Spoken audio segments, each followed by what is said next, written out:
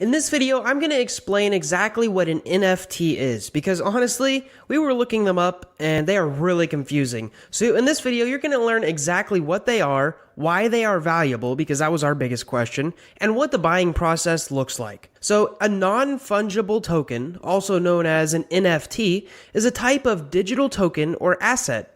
A common analogy is to think of these as digital trading cards or digital paintings. Whenever you buy an NFT, you are basically just buying the rights to that specific asset. Now, non-fungible means that it can't be changed whenever it is created. You can't split it up, and it must be distinguishable from something else. Unlike a Bitcoin, one Bitcoin is the exact same as another Bitcoin. Well, with NFTs, they're never the same. They're always different. And also, a token is just a small piece of data that you own. Together, an NFT is a token that you own that doesn't change throughout time. So that's the basics. But when it comes down to the technicals, what exactly is an NFT? Well, NFTs are actually just a piece of data that is owned by an address. And whoever has the password to that address, they own that piece of data. And this piece of data can be bought and sold to different addresses. And that data is verified on a blockchain. And you can actually check the owner history is always trackable with an NFT.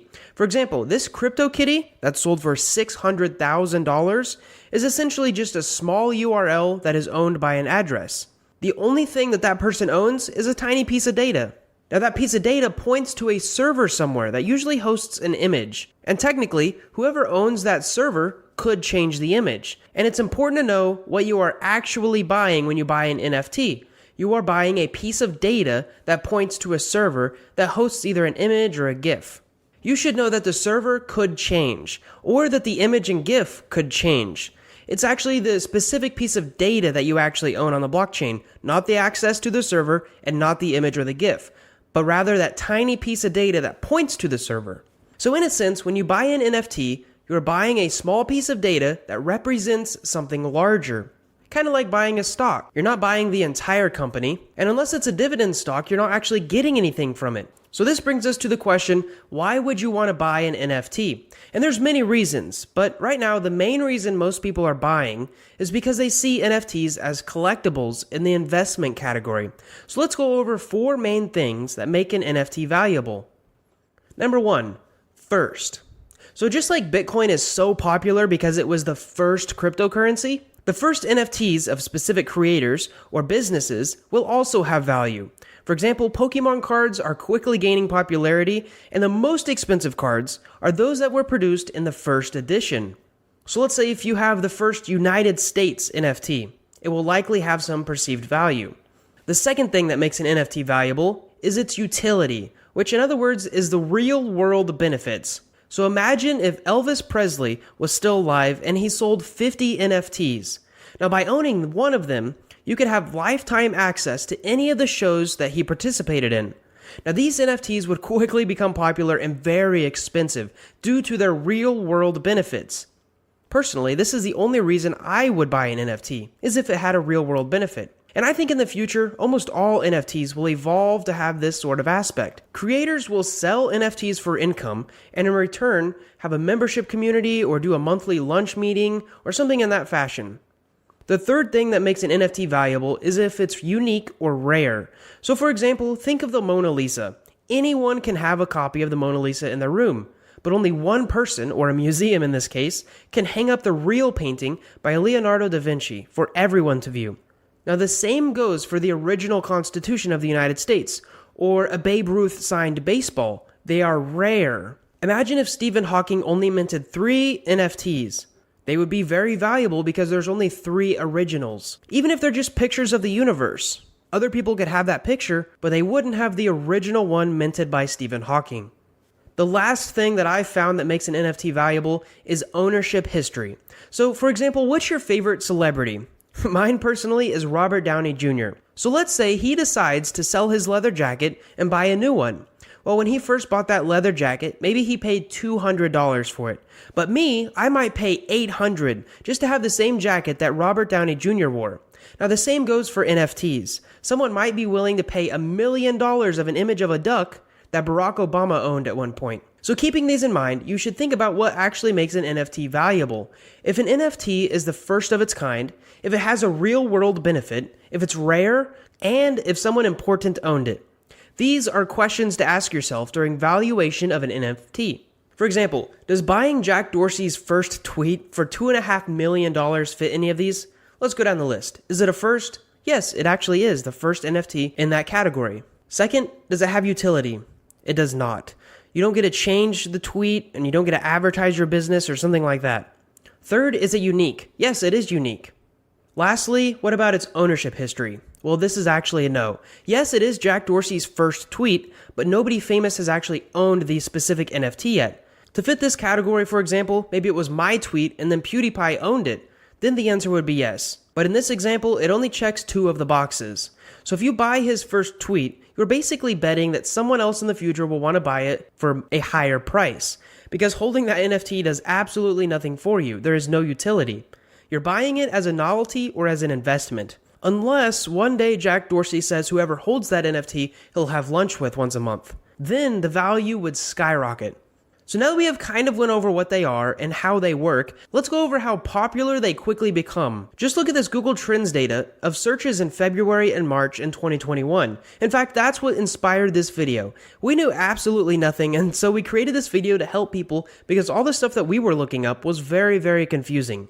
So if this video clears anything up for you, make sure to click that like button. Also, as a newer channel, you might consider subscribing because it helps us immensely, as this video actually took hours to research, write, and animate. Moving on, I'd like to tell you the 11 most valuable NFTs. Now this might get a little rambly and you can skip ahead if you don't want to listen to them. Number 1.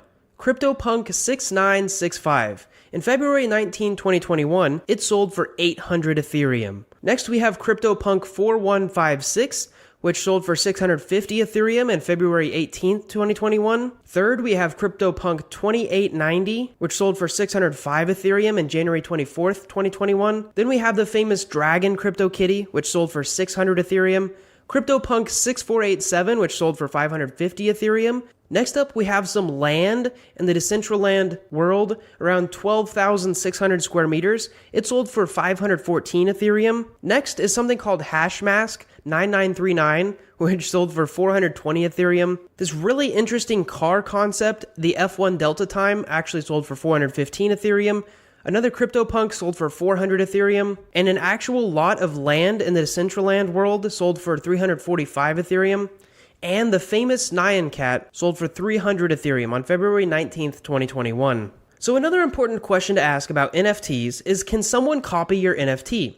Well, technically, yes. Someone can copy an NFT just like any other piece of artwork, but the original NFT address can be traced back to the original creator since all NFTs have a log of their transaction history. It's also important to note someone could create a new NFT that points to the exact same hosting address that the original NFT does, or they could point it to a different address that is of the same image or GIF. Now, the value in an NFT is not the image, it's the specific piece of data. Just like I could make a free throw at my local YMCA, and LeBron James could toss one in while 30,000 people are watching. Even though these are basically the same thing, one has way more value based on what other people think of it. I may be doing the exact same thing LeBron is doing, but people value his free throw way more than mine. Another question you might have moving into the NFT space is, how do you buy an NFT? Because purchasing an NFT is actually quite simple, and it's probably the same difficulty as purchasing a stock of a company. Now, you should know most NFTs are sold on marketplaces, kind of like eBay, Amazon, and Facebook Marketplace, but that specialize in NFTs. One thing that might be a drawback of buying NFTs is that they are usually purchased with Ethereum, so you'll likely need to own some actual Ethereum before you purchase a CryptoKitty or an NBA Top Shot. Buying cryptocurrency and trading it to a wallet that you can buy an NFT usually takes some technical skill on transferring crypto, because if you do it incorrectly, you could lose all of your money in the transaction. So here are the 4 most commonly used NFT exchanges that allow you to buy and sell NFTs. app.rarible.com, niftygateway.com, OpenSea.io, and superrare.co. So whenever you go to buy an NFT, the first step is to create an account on that specific website. Step number 2 is that you'll either have to buy crypto on another exchange and then transfer it to the wallet on that exchange. You should know NFT wallets are very similar to any other cryptocurrency wallet. They usually have a public and a private key.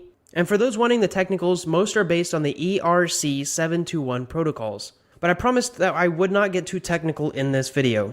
And then lastly, you can actually bid like an auction and pay for whatever NFT that you're attempting to buy. And if you win, that NFT will get added to your account and then stored in your wallet. Which brings us to the next question. Where do you store your NFT? Because now that you've purchased your NFT, you're probably wondering where the heck you store it. Well, you store it on a wallet. You'll want to make sure that it's safe and accessible to show your friends and other people what you've recently purchased. Now, the best way to store your NFTs is on a hardware wallet. Something along the lines of a Ledger Nano, where it can be offline and protected. But if you're wanting to keep it online, here are some online applications that host wallets for you. MetaMask.io, TrustWallet.com, and Engine.io. And if we were to go any further in on this process, it would probably take quite a bit of technical knowledge, so I'm sorry to say that's where this video ends.